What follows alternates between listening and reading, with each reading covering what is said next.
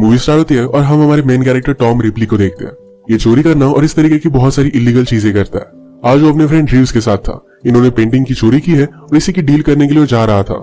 जिस आदमी के साथ टॉम डील करने वाला था वो बहुत ही क्लासी था और वो रीव्स को वहां पर लेकर नहीं जा सकता। रीव्स ने खुद कॉल कर पेंटिंग की डील कर ली थी। अब टॉम जाकर बायर से मिलता है। इनिशियली बायर बहुत ही कम पैसे देने वाला था। टॉम ने ऑलरेडी रिसर्च किया था और इसके लिए बहुत सारे पैसे मांगता है। बायर को बात अच्छी नहीं लगती। वो जबरदस्ती टॉम से पेंटिंग लेने वाला था, पर टॉम ने उसके आदमी को मार डाला। पेंटिंग के साथ पैसे भी लेकर वहां से वो चला जाता है। ये वैसे उसने रीव्स को दे दिया। पेंटिंग सेल कर बहुत सारे पैसे अपने आप के लिए रख लेता है। अब मूवी में 3 साल बीत चुके हैं। अब टॉम इटली में रहता है और अपनी वाइफ के साथ बहुत खुश है। पेंटिंग सेल करने से उसे जो भी पैसे मिले थे, इसे उसने एक बड़ा मैंशन खरीद लिया है। आज अपनी वाइफ के लिए एक पियानो बाय कर रहा था। जब वो घर पर वापस आ रहा था तो अपने एक नेबर से मिलता है। नेबर का नाम है जॉनथन। जॉनथन ने उसे कहा कि कुछ फ्रेंड्स के साथ मेरे घर पर आज पार्टी है, अगर तुम चाहो तो तुम भी आ सकते हो। टॉम ने इसके लिए उसे हाँ कहा। वो जब पार्टी पर पहुंचता है तो जॉनथन की वाइफ सारा से मिलता है, जो बहुत ही ब्यूटीफुल थी। इन दोनों ने बातें की और इसके बाद वो जॉनथन के पास आया। जॉनथन को पता नहीं था कि टॉम इसी रूम में है और उसके खिलाफ वो कुछ भी बोलने लग जाता है। कहता है टॉम ने जो घर बाय किया इसकी उसने पूरी वाट लगा दी है। उसे आर्किटेक्चर के बारे में कुछ भी पता नहीं है। बाद में टॉम रियलाइज करता है कि टॉम यहीं पर है। टॉम भी बहुत ज्यादा गुस्सा हो गया था। इन दोनों में फाइट हो ही जाती, तभी सारा वहां पर आ गई और सारी चीजें शांत हो जाती है। टॉम गुस्से में घर पर आया और 3 साल बाद उसके घर पर रीव्स आया हुआ था। टॉम कहता है कि मुझे जल्दी बताओ कि तुम्हें काम क्या है, वरना तुम्हारी बॉडी गटर में मिलेगी। रीव्स कहता है वो पेंटिंग सेल कर तुम्हें बहुत प्रॉफिट मिला था। आज मैं एक ट्रबल में हूँ तो तुम्हें मुझे हेल्प करनी पड़ेगी। रीव्स ने 3 सालों में बहुत सारे कसिनो और बार लिए थे, पर अचानक से एक आदमी उसे कंपटीशन के लिए आया हुआ है। वो आदमी उसके बार में अंडर एज लड़कियों को भी डांस करवाता है। रीव्स चाहता था कि टॉम जाकर उस आदमी को मार दे, क्योंकि अगर खुद उसने ऐसा किया तो सारा शक उस पर ही जाएगा। आउटसाइडर का काम किसी को भी समझ में नहीं आएगा। टॉम इस बात को सीरियसली लेता नहीं।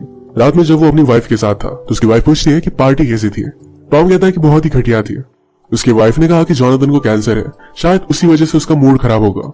इस बात पर टॉम जरा सोच लेता है। अगले दिन वो जॉनथन पर नजर रख रहा था। उसने फिर रीव्स को कॉल लगा।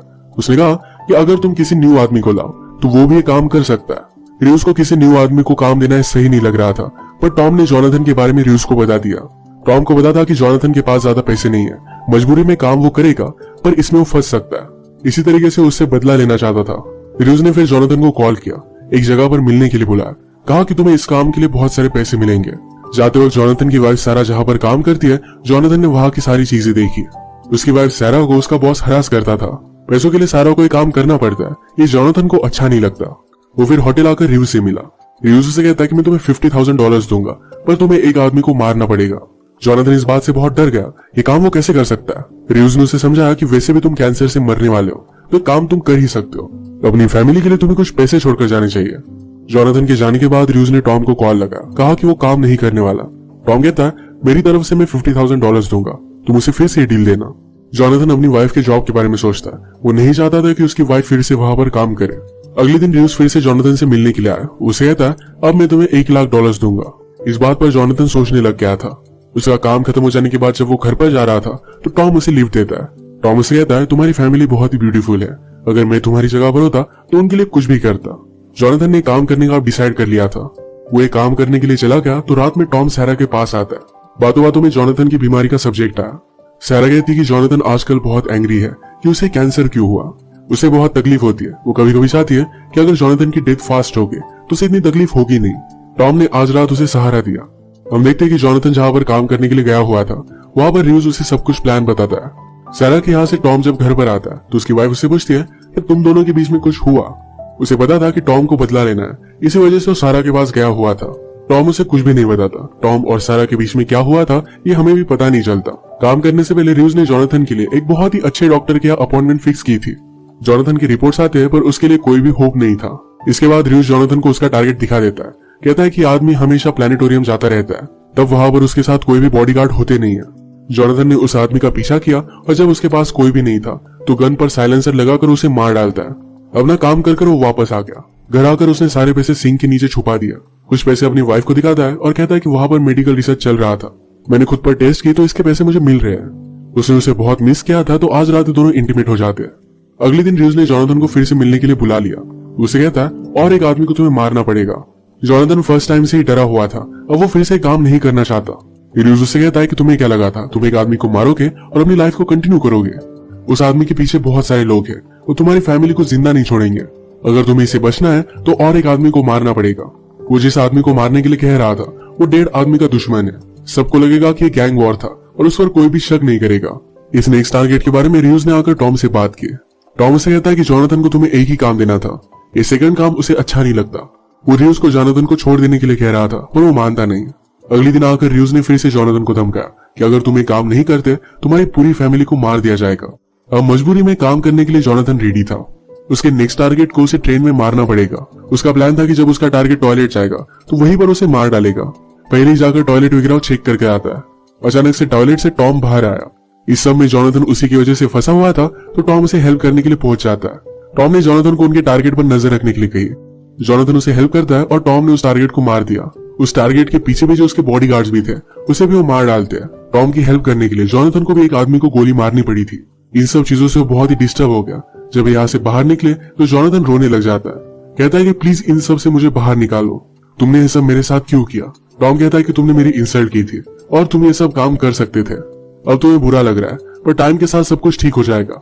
जोनाथन इस काम के पैसे लेकर फिर से घर पर आया। उसकी वाइफ को अब शक चला गया था।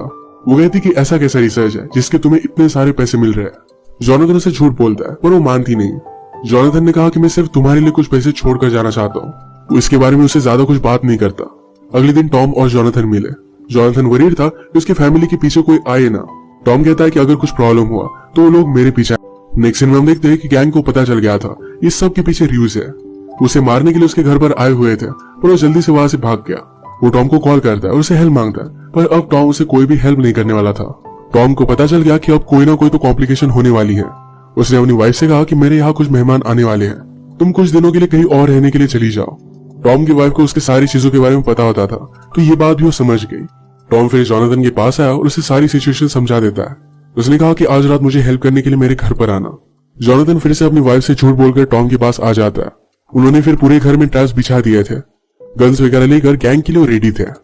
जोनाथन को लग रहा था कि शायद आज रात वो नहीं बचेगा। सारा बहुत ही वरीड हो गई। वो टॉम को कॉल लगाकर पूछती है कि जोनाथन तुम्हारे पास है पर टॉम उसे कुछ भी बताता नहीं। अब सुबह हो गई और फिर गैंग के आदमी यहाँ पर पहुंच जाते हैं। इनके घर के ट्रैप में एक आदमी फंस गया था।